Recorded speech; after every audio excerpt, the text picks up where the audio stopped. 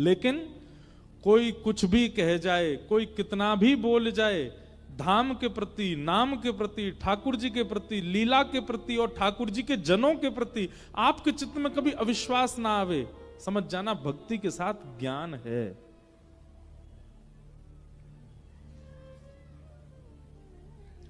हमारे भगवान श्री कृष्ण हमारे वृंदावन चंद के ऊपर बहुत प्रश्न उठाते हैं कई पढ़े लिखे लोग,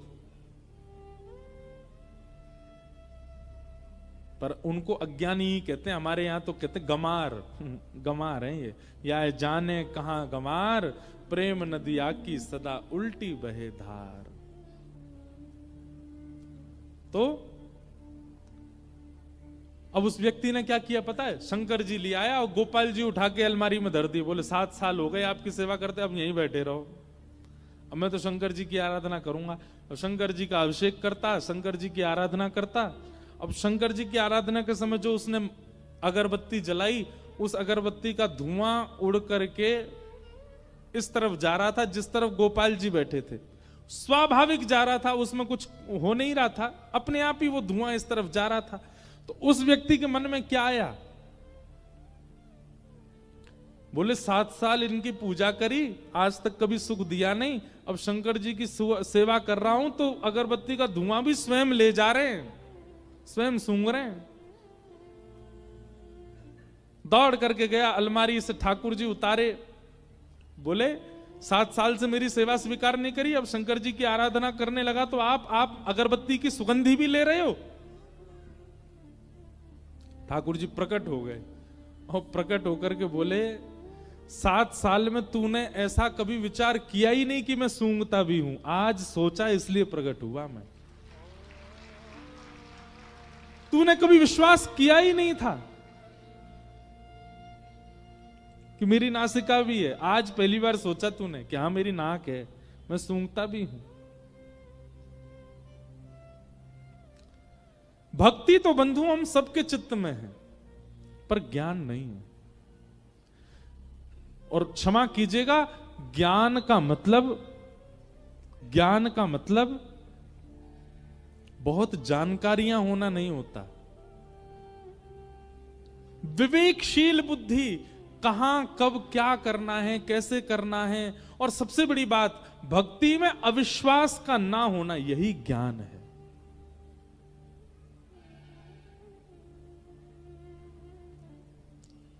आपकी भक्ति में, आपकी सेवा में, आपके गुरु के प्रति, धाम के प्रति, तीर्थ के प्रति आपके चित्त में जो अविश्वास प्रकट होता है वही अज्ञान। मीराबाई कभी यूनिवर्सिटी नहीं गई, किसी विद्यालय में नहीं गई पढ़ने, पर मीराबाई अपने जीवन काल के विश्राम दिवस तक ठाकुर जी के प्रति अनन्य भाव से रहती थी, श्रद्धा रखती थी, पूर्ण समर्पण रखती थी, अविश्वास नहीं था, इसलिए महाज्ञानी है मीरा।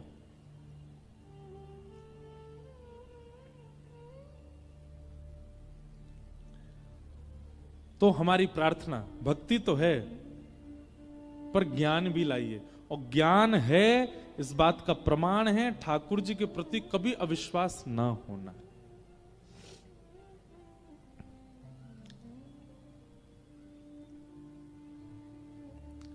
तो भक्ति के 2 पुत्र हैं, ज्ञान और वैराग्य।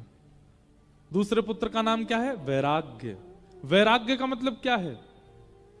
अपनी इच्छाओं का त्याग करना ही वैराग्य कहलाता है। साधक व्यक्ति, भक्त व्यक्ति अगर अपने वस्त्रों को साधारण नहीं बना पा रहा, अपनी रहनी को साधारण नहीं बना पा रहा, अपने खान पान को साधारण नहीं बना पा रहा है, तो भक्त नहीं है। ये बात आप थोड़ी मान लीजिएगा हमारी।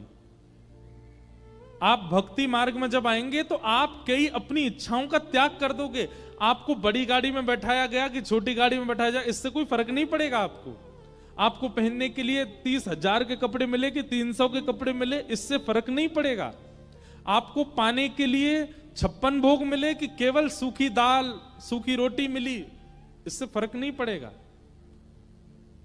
आपके लिए तन ढकना आवश्यक होगा, ब्रांड हो ये जरूरी नहीं होगा। आपके लिए सफर करना आवश्यक होगा, गाड़ी बड़ी हो यह जरूरी नहीं होगा। आपके लिए पेट भरना आवश्यक होगा, उसमें 56 भोग हो यह आवश्यक नहीं होगा। इन आवश्यकताओं के त्याग, इन विशिष्ट आवश्यकताओं के त्याग को ही वैराग्य कहते हैं। सब छोड़ करके बाबा जी बन जाना वो वैराग्य नहीं है।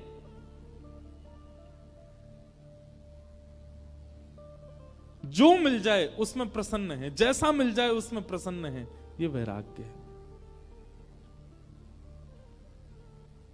तो भक्ति के दो पुत्र हैं, अगर ये दोनों पुत्र आपके चित्त में नहीं आ रहे हैं और केवल भक्ति आ गई है, तो आपकी भक्ति आपको कभी प्रसन्न नहीं कर पाएगी। उस भक्ति से आप कभी आनंदित नहीं हो पाओगे, उस भक्ति से आप कभी ठाकुर जी का अनुभव नहीं कर पाओगे।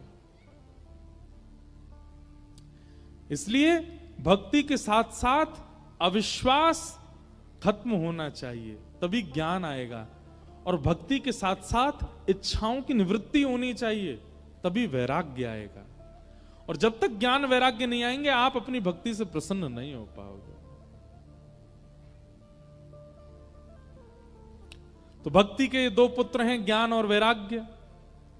दुनिया सब भक्ति करती है, ज्ञान और वैराग्य के लिए कोई नहीं, इसलिए दोनों वृद्ध हो गए। तब भक्ति महारानी ने नारद जी से कहा, मेरे पुत्रों को युवान करने का कोई साधन बताओ। ज्ञान और वैराग्य दोनों युवा कैसे होंगे? इसी खोज में नारद जी महाराज सब जगह ढूंढते ढूंढते बद्रीनाथ गए।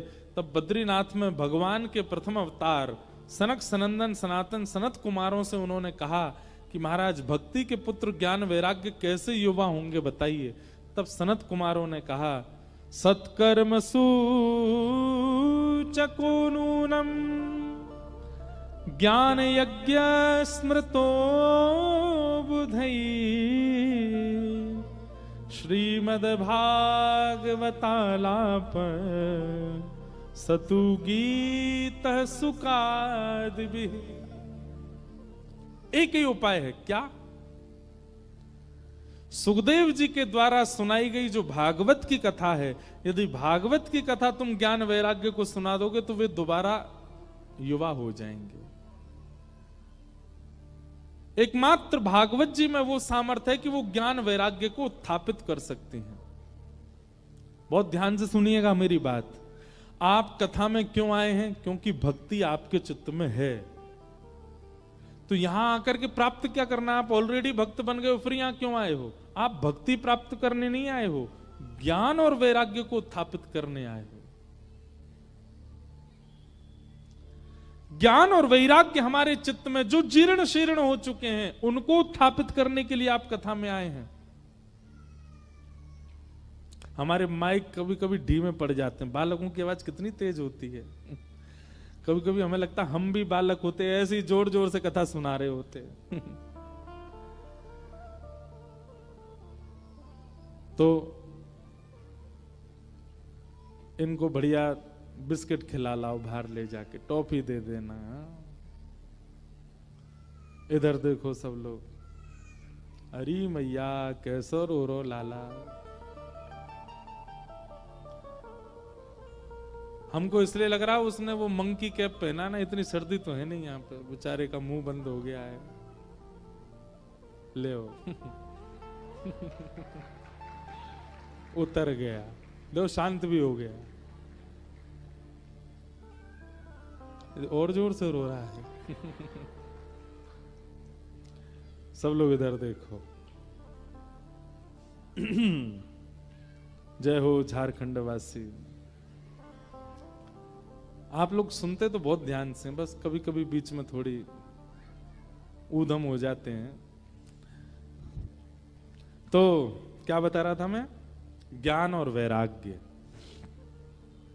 7 दिनों में आपका उद्देश्य क्या होना चाहिए? बहुत ध्यानपूर्वक इधर देखिए हमारी तरफ।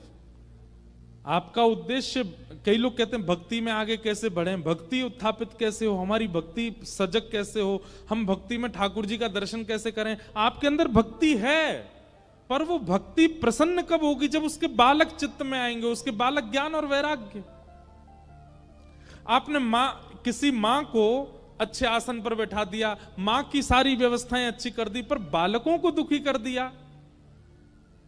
जिसके बालक दुखी हों वो मां कैसे प्रसन्न रह सकती है? भक्ति को आपने हृदय आसन पर बैठा रखा है। अब आगामी 7 दिन तक आपका उद्देश्य क्या होना चाहिए कि ज्ञान और वैराग्य भी आए चित्त में। ज्ञान का मतलब क्या है? भक्ति में ठाकुर जी के प्रति कभी भी अविश्वास ना हो तो समझ जाना ज्ञान आ गया आपके चित्त में। और वैराग्य क्या है? अपनी इच्छाओं की कटौती करना, अपनी इच्छाओं से निवृत्त होना, ये एक प्रकार का वैराग्य। ये 2 चीजें कथा से आपको सीखनी है। वृंदावन जाने के बाद वृंदावन का रस जिस पर चढ़ जाता है वो व्यक्ति जोगी जैसा क्यों हो जाता है? वो तिलक लगाए घूम रहा है, जटाएं बना लेता है, सामान्य से। अभी कुंभ में ऐसा हुआ, ट्रेंड बन गया। अब बाहर के लोग नहाने आते हैं तो जबरदस्ती की जटाएं लगा करके और संतों की तरह रुद्राक्ष पहन करके, त्रिपुंड लगा करके, ये कोई बाह्य आवरण, कोई आडंबर नहीं है। त्रिपुंड लगा लिया, रुद्राक्ष माला धारण कर ली और फिर उसके बाद गंगा स्नान कर रहे हैं और फिर फोटो वोटो खिंचा के बस डाल दो, फिर जाके अपना वही जीन्स टी शर्ट पैंट में डोल रहे हैं, फटे हुए कपड़े पहन के घूम रहे हैं। केवल कुंभ में आए इसलिए संत जैसा भेष बना लेते हैं। नहीं, जब भक्ति में वैराग्य आता है तब वह भेष अपने आप प्रकट होता है, बनाना नहीं पड़ता।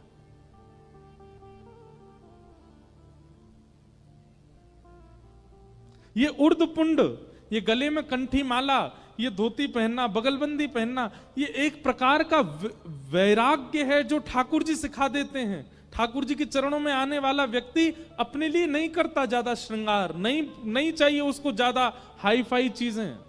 वो सामान्य में रहना उसको अच्छा, सामान्य मिले तो भी अच्छा, हाई फाई मिल जाए तो भी अच्छा, दोनों में सम रहता है।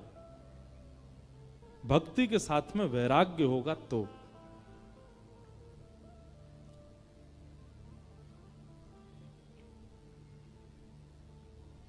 सुख में फूलो मती, दुख में भूलो मती, प्राण जाए मगर नाम भूलो मती, मुरली वाले को मन से रिझाते चलो, कृष्ण गोविंद गोपाल गाते चलो, कृष्ण गोविंद गोपाल गाते।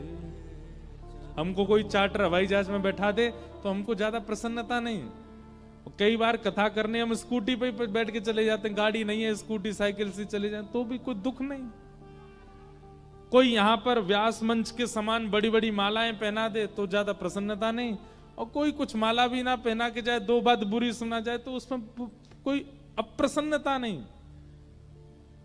इस प्रकार का अपने आप को वर्सटाइल बनाना, अपने आप को हर तरीके के माहौल में ढालने वाला बनाना, यह वैराग्य है भक्ति में।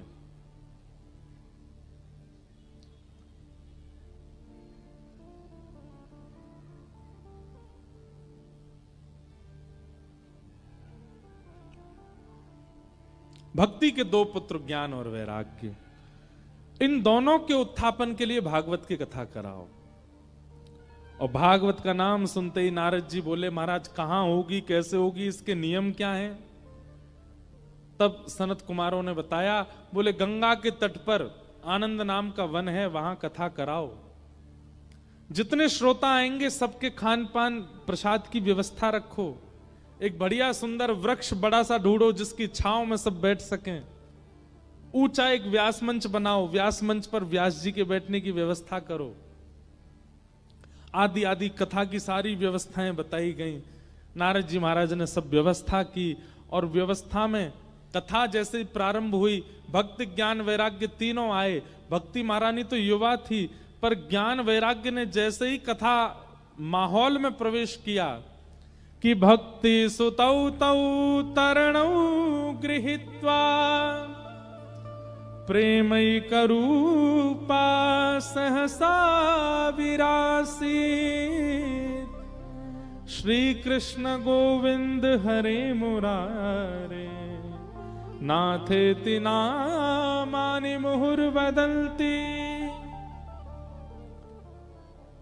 उस कथा के परिसर में जैसे ही ज्ञान वैराग्य ने प्रवेश किया, प्रवेश करते ही दोनों युवा हो गए।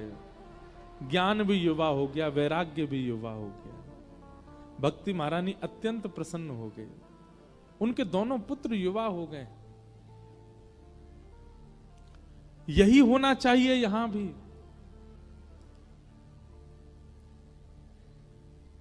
हमारी प्रसन्नता का कारण भक्ति में सजगता, और भक्ति में सजगता का कारण ज्ञान वैराग्य का उत्थान चित्त में। ये कथा से होगा। ज्ञान और वैराग्य के मार्ग को अपनाइए। भक्ति महारानी अत्यंत प्रसन्न हो गई, ज्ञान वैराग्य दोनों युवा हो गए। नारद जी महाराज ने प्रश्न किया और सनत कुमारों से पूछने लगे, महाराज कृपा करके मुझे यह बताइए, कथा सुनने से कौन कौन से पापी अपने पापों से मुक्त हो जाते हैं? कितने प्रकार के पाप कथा सुनने से मुक्त होते हैं? और यहां पर सनत कुमार कह रहे हैं, कौन कौन से पाप करने वाला व्यक्ति अगर कथा में आवे तो उसके पाप निवृत्त हो जाते हैं। ये मानवा पाप कृतस्तु सर्वदा सदा दुराचार रता विमार्गगा क्रोधाग्निदग्धा कुटिलश्च कामिनः सप्ताह यज्ञेन कलौ पुनन्ति ते। बहुत सावधानी से सुनो। जितने भी पाप हैं, पहली बात तो पाप कहते किसको हैं? शास्त्र जिनकी आज्ञा नहीं देते, गुरुजन जिनकी आज्ञा नहीं देते, और माता पिता जिसकी आज्ञा नहीं देते, वो सब पाप है, सब पाप है। अगर ये सारे नियमों के विपरीत हमने कोई काम किया है तो वो पाप है। हमसे जो भी पाप हुआ है, और यहां पापों के कुछ नाम बताए गए हैं, जैसे कौन कौन से? सबसे पहला पाप दुराचरण।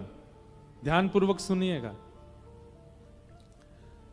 किसी को माला जपते हुए देख आपके मन में यह भावना तो उत्पन्न नहीं हुई कि मैं भी माला जपूं, पर किसी को धुआं उड़ाते देख आपके मन में आया, ओए कितना बढ़िया लग रहा है, क्या देखो मुंह से धुआं निकल रहा है, मैं भी निकाल के देखूं।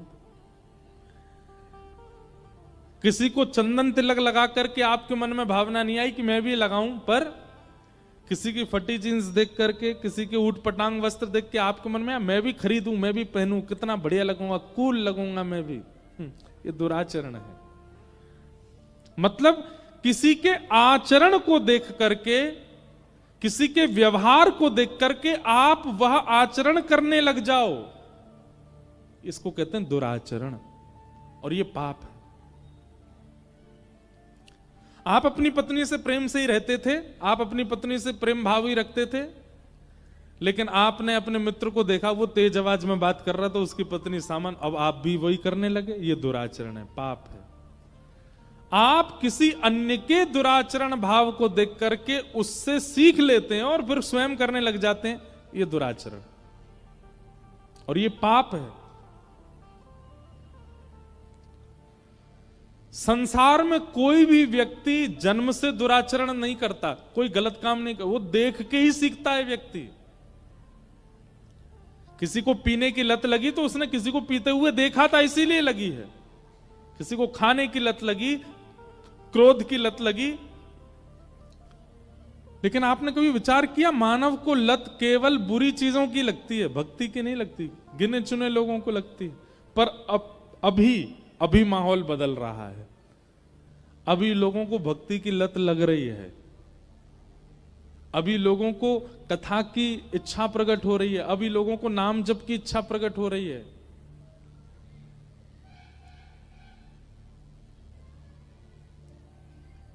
दुराचरण, किसी के दूषित व्यवहार को देख करके आप भी वह करने लग जाओ, ये पाप है।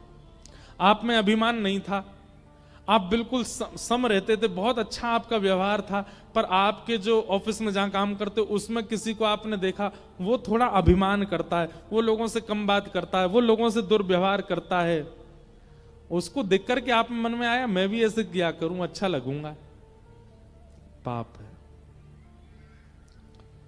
दुराचरण करना पाप है।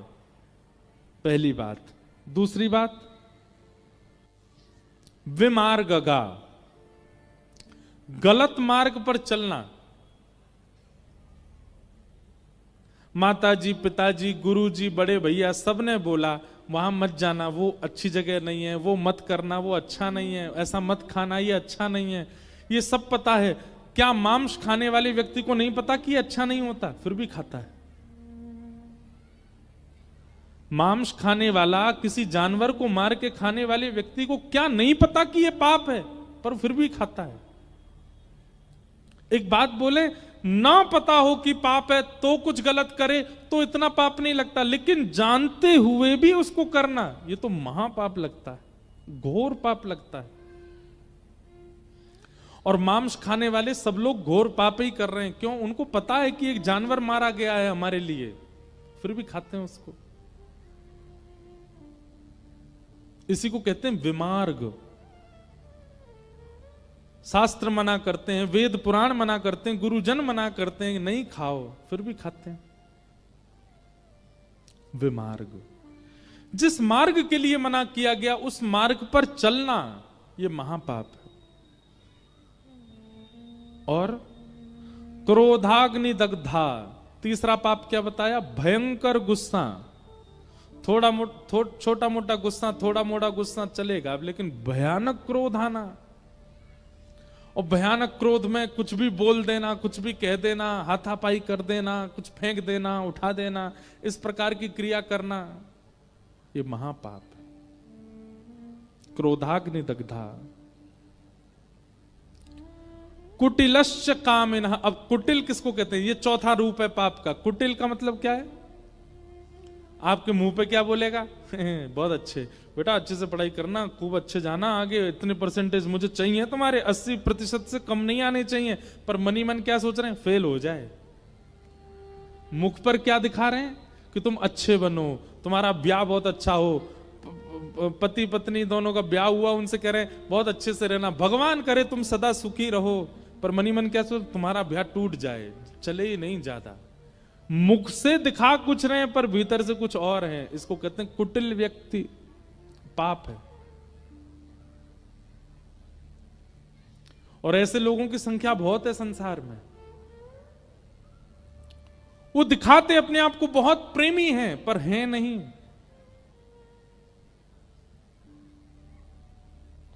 कामिनः, काम भावना चित्त में, जिसको देख लें, जिसके स्वरूप का दर्शन कर लें, जिस स्थान पर चले जाएं, उनके चित्त में केवल काम ही आता और कोई बात ही नहीं आती। ये महापाप के लक्षण हैं। ऐसा व्यक्ति अगर परिवर्तन की भावना से अपने दोष को आगे रख करके अगर कथा सुनने बैठे, तो कथा उसके उस दोष को नष्ट कर देगी। जैसे कि कोई व्यक्ति दुराचरण करता है और वो अपने दुराचरण के भाव को जानता है, बोले मैं बहुत जल्दी इंप्रेस हो जाता हूं गलत करने वाले लोगों से।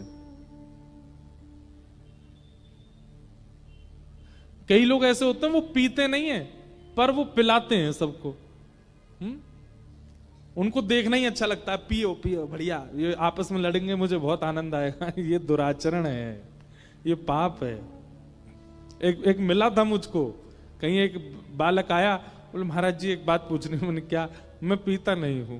मैंने तो मेरे जो मित्र हैं उनको मैं पिलाता हूं।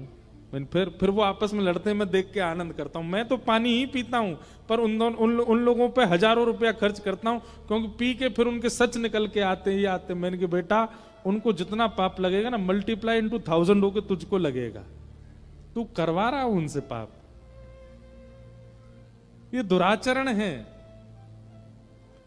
दुराचरण करने वाला व्यक्ति अगर कथा सुने तो उसका दुराचरण भाव दूर होगा, लेकिन सुनने से नहीं होगा। मैं ऐसे कितने लोगों को जानता हूं, हजारों कथाएं सुन चुके हैं, लेकिन आज तक उनके हृदय का काम नहीं मरा, आज तक उनके हृदय में कोई परिवर्तन नहीं आया। वो आज भी वैसे ही हैं, कोई परिवर्तन उनके जीवन में नहीं कर पाए हम।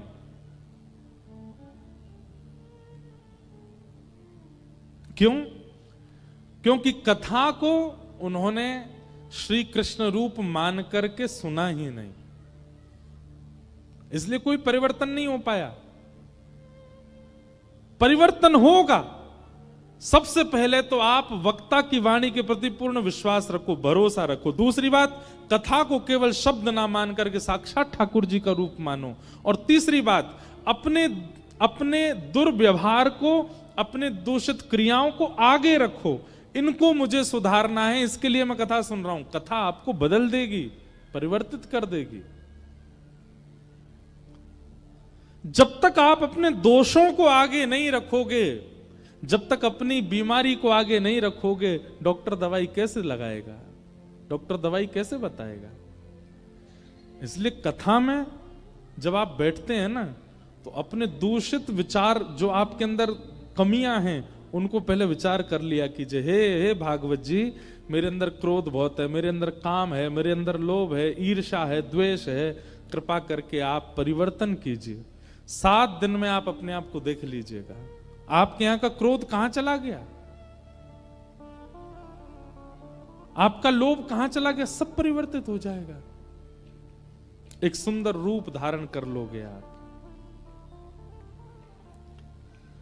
तो कथा इन सबको परिवर्तित करती है। तभी नारद जी ने पूछा, अगर कोई माता पिता का द्रोही बालक हो, महापापी, वो क्या कथा उसको भी पवित्र कर देती है? तब सूत जी महाराज कहते हैं, हां। सनत कुमार कहते हैं, बोले एक धुंधुकारी नाम का बालक था, जो माता पिता से विद्वेष करने के बाद भी भागवत की कथा से पवित्र होकर के भगवत धाम चला गया। नारद जी बोले, कृपा कर मुझे बताइए कैसे। तब यहां धुंधुकारी का प्रसंग सुनाया गया। एक आत्मदेव नाम के ब्राह्मण थे, उनके कोई संतान नहीं थी। संसार में बंधुओं, व्यक्ति एक जगह पाप और करने लगता है, उसके पास जो वस्तु नहीं है, उस वस्तु की प्राप्ति के लिए फिर वो कुछ भी करने लग जाता है। उसको कोई कह दे वहां जाकर के नारियल बांध आओ, वहां जाकर के दिया जलाया आओ, वहां जाकर के चद्दर पहनाया आओ, वहां पे ये कर आओ, वहां पे तुम्हारे काम बन जाएंगे। वो इतनी जगह भागे आता है, महाराज कैसे भी करके मेरा काम बने। हमारी एक बात ध्यान रखिएगा, संसार का एक स्वभाव है अपूर्णता। क्या है? जोर से बोलो, अपूर्णता। अपूर्णता का मतलब जानते हैं? न पूर्ण इति अपूर्ण। संसार में कभी पूर्णता किसी को नहीं मिल सकती। चाहे आप प्रधानमंत्री बन जाइएगा, चाहे आप राष्ट्रपति बन जाइएगा, चाहे आप भागवत वक्ता बन जाइएगा, चाहे आप कोई नेता बन जाइएगा, आप कभी भी पूर्ण नहीं रहोगे। संसार में अपूर्ण आओगे और जाओगे भी अपूर्ण। कभी पूर्णता का अनुभव नहीं हो सकता आपको।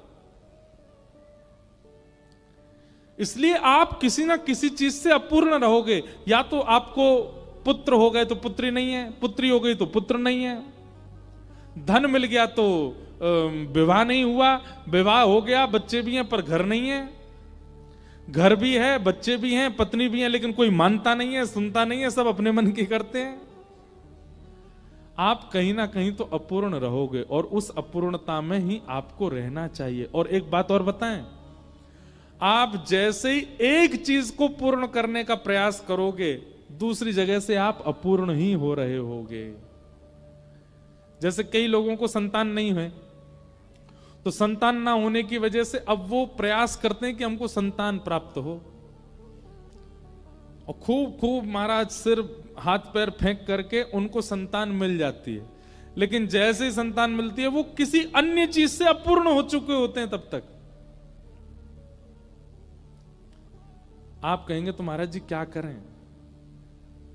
ठाकुर जी ने, प्रकृति ने आपको जो नहीं दिया उसको स्वीकार कर लीजिए। अगर संतान नहीं है तो स्वीकार कीजिए, प्रकृति से छीनिए मत उसको। क्योंकि आप जैसे ही प्रकृति से छीनने का प्रयास करते हैं, तो प्रकृति जब आपके लिए कुछ था ही नहीं, जब आपको देती है तो वही वस्तु आपको कष्ट देने लग जाएगी। फिर संतोष जीवन में लाना पड़ेगा।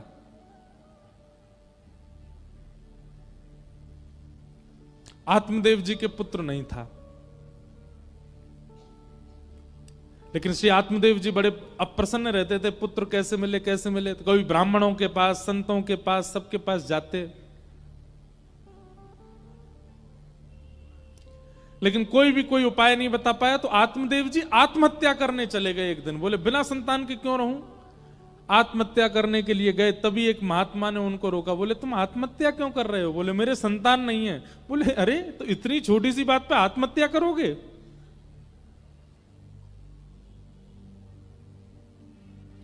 आत्महत्या मत करो, ये लो फल, अपनी पत्नी को खिला देना। तुम्हारे घर वैसे तो 7 जन्मों तक अगले संतान नहीं है, पर मैं अपने पूरे जीवन का तप देता हूं, तुमको एक पुत्र हो जाएगा।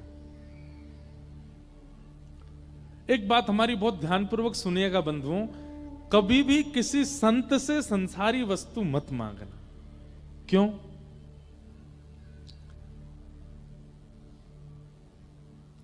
क्योंकि संतों के पास देने के लिए केवल भजन है, और जब आप उनके सामने संसार मांगोगे तो वो मना नहीं करेंगे, भजन के बदले संसार देंगे। और क्षमा कीजिएगा, भजन के बदले अगर संसार मिला तो उस संसार से आप कभी प्रसन्न नहीं रह पाओगे।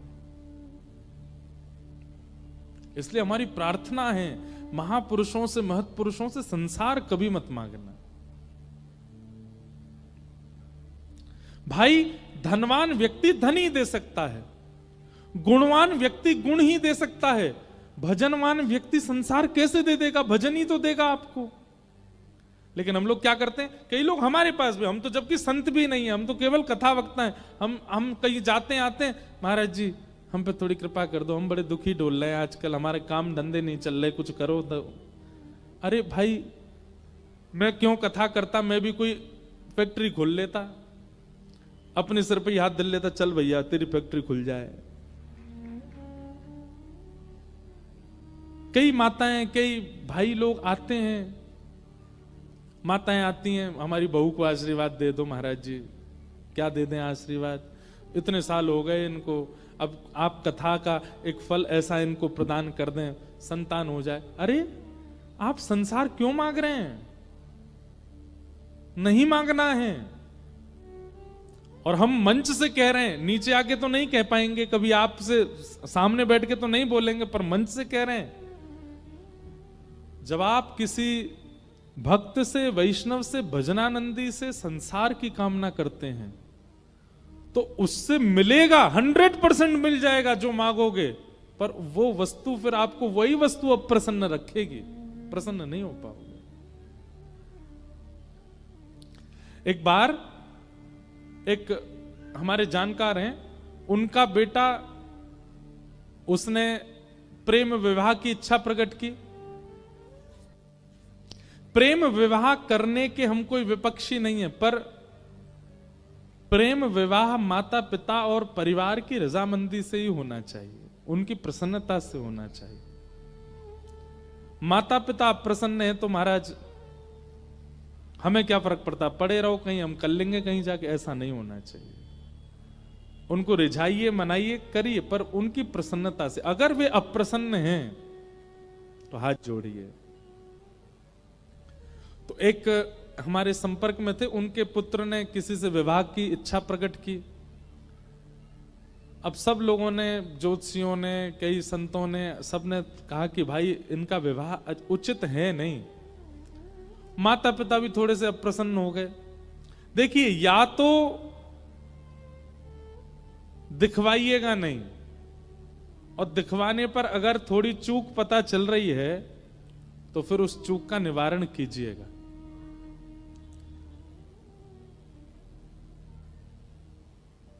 कई बार कैंसर के पेशेंट अपने आप अपना चेकअप नहीं कराते तो लंबे जी जाते हैं, पर चेकअप कराने के बाद उनकी आयु अपने आप ही घटने लग जाती है।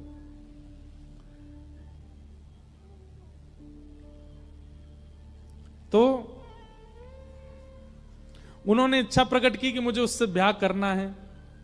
अब ब्याह के लिए जब नहीं माना कोई भी, तो वो जिद करने लगे, नहीं मुझे तो उससे ब्याह करना है। तो उनके पिताजी अपने गुरुजी के पास गए, बोले कि बेटा बहुत जिद कर रहा है कि नहीं ब्याह तो वहीं करूंगा। तो उन संत ने क्या कहा, बोले कि 3 दिन का एक यज्ञ होगा, यज्ञ में कहना दोनों बैठे। 3 दिन का यज्ञ हुआ, दोनों बैठते थे जिनका विवाह होना था। तीसरे दिन क्या किया, उन महात्मा के करीब 20-25 साल पुरानी जटा, उन्होंने उन जटा को काट करके जटा यज्ञ आहुति में डाल दी। सब लोग देख के हैरान हो गए, ये क्या किया इन्होंने। तब वो महापुरुष बोले, देखो ये बालक विवाह का जहां मन है इसका, वहां जो हमको दिखा उचित नहीं था, इसलिए हमने अपने 25 वर्ष के संपूर्ण तपस्या का फल दे दिया। 25 वर्ष तक तो इसको कुछ नहीं होगा, अगर कोई संकट आना होगा तो 25 वर्ष तक तो नहीं आएगा, 25 वर्ष बाद बालक, तब तक शायद मैं जीवित नहीं रहूंगा, तू अपना ध्यान रखियो बस। ऐसा किया। हमारे मन में ये बात आई कि एक महापुरुष ने 25 वर्ष तक भजन किया और उस भजन का बलिदान एक व्यक्ति के दाम्पत्य संसारी जीवन को सुखी करने के लिए किया।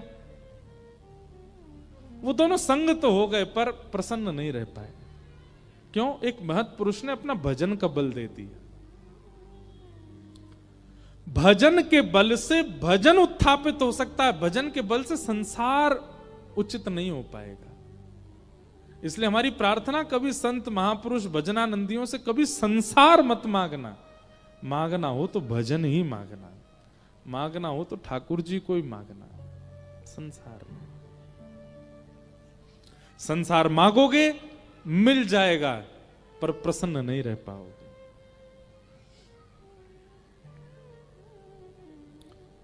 मांगा है मैंने श्याम से वरदान एक ही, तेरी कृपा बनी रहे जब तक है जिंदगी। मांगा है मैंने श्याम से वरदान एक ही वरदान मांगो, आप कृपा बनाए रखना बस। धुंधुकारी गोकर्ण जी महाराज को, आत्मदेव जी को फल दे दिया संत ने।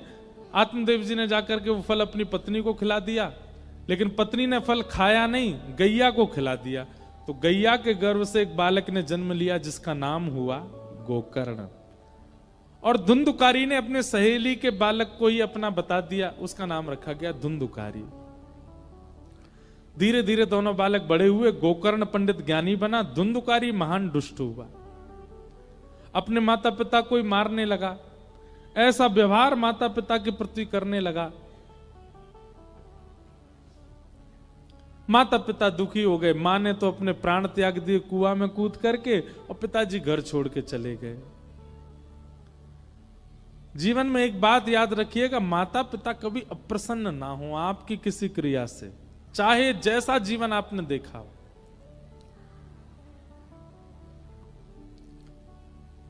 धुंधुकारी, उसकी मृत्यु हुई और वो प्रेत बन गया। प्रेत बनने के बाद अब उसकी मुक्ति का उपाय कई किए, लेकिन वो मुक्त नहीं हो पाया। माता पिता से द्रोह करने वाला बालक मृत्यु के बाद प्रेत ही बनेगा। प्रेत बन गया, अनेक प्रयासों से भी मुक्त नहीं हुआ। तब श्री गोकर्ण जी महाराज ने उसके निमित्त भागवत की कथा की। सूर्य भगवान की आज्ञा से भागवत की कथा हुई, और सप्ताह कथा होते ही धुंधुकारी प्रेत योनि से मुक्त होकर के भगवत धाम प्रस्थान कर गया। बोलो भक्तवत्सल भगवान की। तो श्रीमद् भागवत कैसी है? प्रेत पीड़ा को दूर करती है। अगर कोई प्रेत योनि में चला गया है और उसके निमित्त भागवत जी का पाठ करा दिया जाए तो वो प्रेत योनि से मुक्त हो जाता है। तो भागवत जी के महात्म्य में 2 बातें प्रमुख रूप से बताई। पहली बात ज्ञान और वैराग्य का उत्थापन, और दूसरी बात प्रेत पीड़ा विनाशिनी, प्रेत पीड़ा से मुक्त करती हैं। ऐसी भागवत जी को हम बारंबार प्रणाम करते हैं। बोलो भागवत महापुराण की। भागवत जी का महात्म हमने आज श्रवण किया। प्रथम स्कंद से हम लोग कल से कथा का प्रारंभ करेंगे। कथा का समय 3 बजे से है, आप लोग उससे पहले ही आ जाएं ताकि खूब आनंद विस्तार से कथा हो।